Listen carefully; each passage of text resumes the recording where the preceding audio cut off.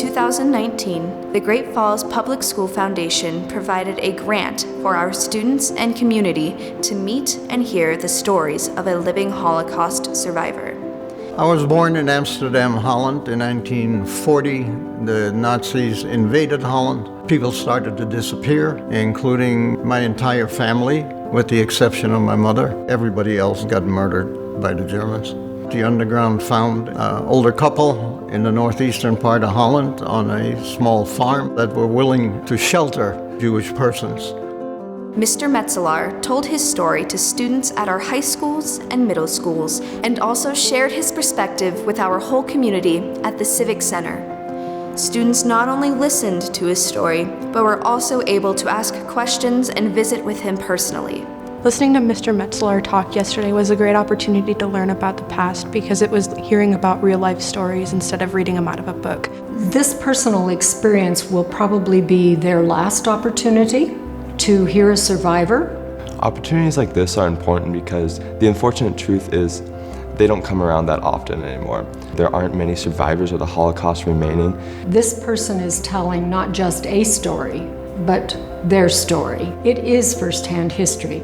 After their time with Mr. Metzelaar, students continued to reflect on their experience through participation in the Compassion Project. So with the Compassion Project, students will be creating artworks that reflect their imagery of how they see compassion working out in their mind's eye, and will be displayed through the Urban Art Project downtown. The art is supposed to reflect what the students view compassion to be. With story, with writing, with art, with discussion, for students to think about, reflect on what compassion means to them. Being mindful, I think, of how we treat each other today is probably one of the big takeaways that we'd like to see for them to be successful as a citizen in our community and to be able to contribute.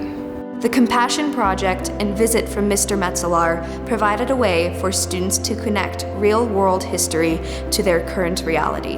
What he speaks can be a truth for any of us in our present lives or in the future. Whatever happened then can happen throughout history, and it has happened, and for that matter, throughout the world, it is still happening. It's important for my generation to learn from this because racism and bigotry are still present all over the world, and we need to make sure that something to this extent never happens again. I'm trying to get the message across for people to use independent thinking.